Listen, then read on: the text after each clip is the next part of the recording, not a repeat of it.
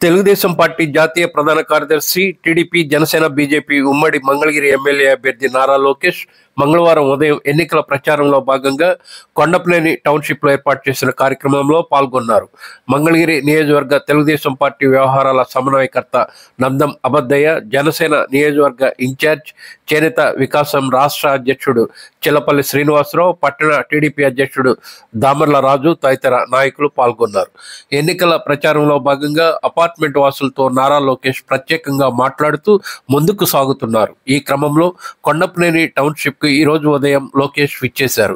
ఈ సందర్భంగా మంగళగిరి నియోజకవర్గంలో తాను చేపట్టబోయే ప్రధాన అంశాలను వివరిస్తూ ముఖ్యమంత్రి వైఎస్ జగన్మోహన్ రెడ్డి ప్రభుత్వ ప్రజా వ్యతిరేక విధానాలను దుయ్యబడుతూ లోకేష్ ప్రసంగం కొనసాగింది. ఆనాటి ప్రతిపక్ష నేత, ఈనాటి ముఖ్యమంత్రి జగన్మోహన్ రెడ్డి గారు చాలా స్పష్టంగా ఇప్పటికీ చిన్న రాష్ట్రమయం, ప్రాంతీయ విద్వేషాలు రెచ్చగొట్టేదానికి నేను సిద్ధంగా లేను, అమరావతికి సంపూర్ణ మద్దతు పలుకుతున్నానని చెప్పారు. మా ఏ ముఖ్యమంత్రి అయినా ఓ మొదటి నిర్ణయం సంక్షేమ అభివృద్ధి ఉంటుంది.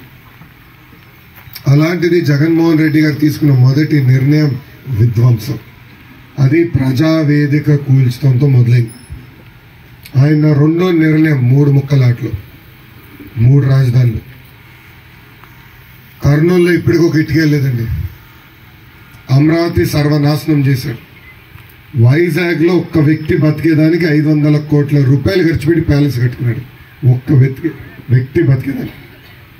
ఇప్పుడు కేంద్ర ప్రభుత్వం మీరు ఫారెస్ట్ గైడ్ లైన్స్ ఉల్లంఘించారని అదనంగా 200 కోట్లు ఫైన్ వేశారు. అంటే ఒక్క వ్యక్తి బతికేదానికి 700 కోట్ల రూపాయలు ఖర్చు పెట్టింది ఈ ప్రభుత్వం. అదే 700 కోట్ల రూపాయలు ఒక మంగళగిరి నియోజకవర్గంలో ఖర్చు పెట్టుంటే భూగర్భ డ్రైనేజ్ వచ్చేది, లేదంటే ప్రతి గడపకి తాగునీరు కుళాయి ద్వారా అందించే, లేదంటే నిరుపేద కుటుంబాలందరికీ ఇల్లు కట్టించే.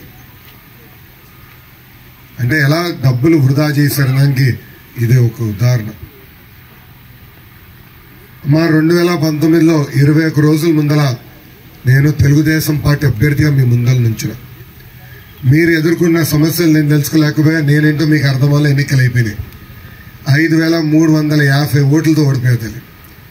కానీ ఓడిపోయిన రోజు బాధ కలిగింది. రెండో రోజు నుంచి ఆ బాధ, ఆవేదన నాలో కసి పెంచింది. ప్రజలకి అనేక సంక్షేమ అభివృద్ధి కార్యక్రమాలు చేస్తూనే వచ్చాను. అమ్మా, నేను ప్రతిపక్ష అభ్యర్థిగా మన పక్కనున్న బిల్డింగ్ లోనే 150 మంది పనిచేసి బీపీఓ సంస్థ తీసుకొచ్చాను. ఇంతేకాదు 29 సంక్షేమ అభివృద్ధి కార్యక్రమాలు చేశాం. పక్కనే ఉన్న ప్లే గ్రౌండ్ కూడా తెలుగుదేశం పార్టీ ఏర్పాటు చేసిన ప్లే గ్రౌండ్. అది ప్రైవేట్ భూమి. మా పార్టీకి చెందిన యువ నాయకుడు భూమి. అదని చెప్పి, అరే మీ భూమి కావాలి, నేను ఇక్కడ ప్లే గ్రౌండ్ పెట్టాలంటే ఎప్పుడు కావాలని అడిగాడు తప్ప ఎందుకు ఏంటని అడగదు. అంటే ఒక కమిట్మెంట్తో మీకోసం పనిచేశాం. ఇప్పుడు ఇంకా చాలా పనులు చేయాల్సిన అవసరం. మంగళగిరి నియోజకవర్గం అనేది రాష్ట్రం నడిబొడ్డున ఉంది. నేను సింగపూర్ని ఆదర్శంగా తీసుకుంటాను. ఎందుకంటే ఒక మత్స్యకార గ్రామం ఈరోజు అంత అద్భుతంగా అభివృద్ధి చెందిందంటే దాని వెనకాల చాలా మ్యాజిక్, కష్టం ఉంది. సో వాళ్ళ డిజైన్ మోడల్ ఆదర్శంగా తీసుకుని ఒక యూనిట్ డెవలప్మెంట్ చేసి అక్కడున్న అపార్ట్మెంట్స్ చుట్టుపక్కల ప్లే గ్రౌండ్, ఇతర మౌలిక సదుపాయాలు కల్పించాలి. లేక అంగన్వాడీ సెంటర్ కానీ, ప్రాథమిక ఆరోగ్య కేంద్రం కానీ అక్కడ అందించాలి. దాని తర్వాత జోనల్ బేస్డ్ డెవలప్మెంట్ చూసుకుని పెద్ద పెద్ద పార్కులు, వాకింగ్ ట్రైలు కూడా ఏర్పాటు చేయాలనేది మా లక్ష్యం నెంబర్ 1. రెండోది, అమరావతి దెబ్బగా అంతా అపార్ట్మెంట్లు వచ్చేసినాయి. ఒక్కొక్క అపార్ట్మెంట్ బిల్డింగ్ మూసీ నదులు తయారు చేసినాయి. భూగర్భ డ్రైనేజ్ లేదు, ఆ నీరు వదిలేస్తున్నాం. అది పంట కాలంలోకి వెళ్తే రైతులకి మనకి గొడవలు అవుతున్నాయి. రాబోయే 20 సంవత్సరాల దామాషా ప్రకారం భూగర్భ డ్రైనేజ్ చేయాలి. ఆ నీరుని తీసుకుని ఈటీపీ ప్లాంట్ల ద్వారా శుద్ధి చేయాలి. తర్వాతనే నీళ్లు వదిలిపెట్టాలి తల్లి. అది ఏర్పాటు చేసే బాధ్యత మీ లోకేష్ తీసుకుంటాడని ఈ సభాముఖంగా హామీ ఇస్తున్నాం. రెండోది, నీరు. పక్కనే కృష్ణమ్మ ఉంది. ఆ కృష్ణమ్మ జలాల్ని శుద్ధి చేసి ఆ నీరుని ప్రతి ఇంటికి కుళాయి ద్వారా అందించాలనేది మా లక్ష్యం.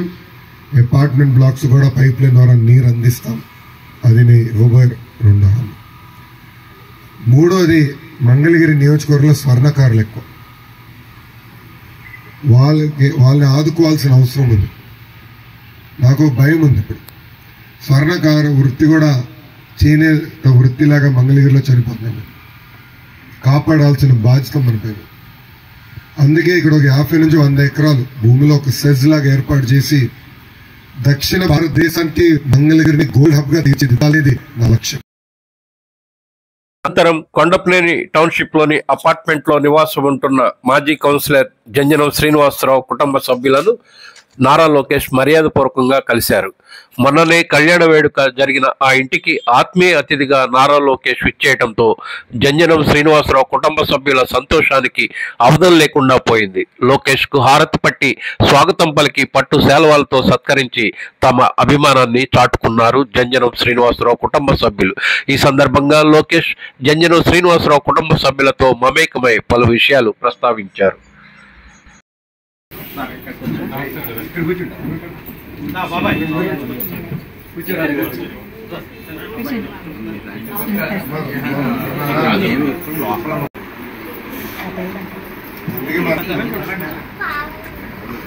జాగ్రత్త చూసుకోవాలన్నా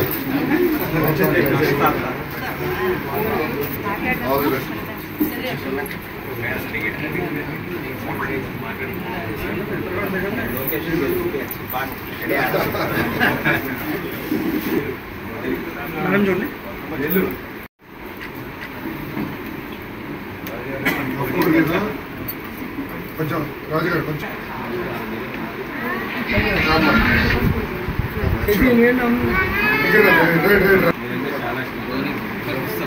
రాజుగారిది ఎవరు పోటీ పడలేదు. రాజుగారిది ఎవరు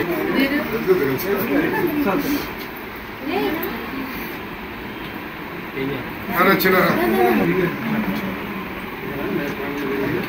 ఇప్పుడు మళ్ళీ వచ్చేసారా?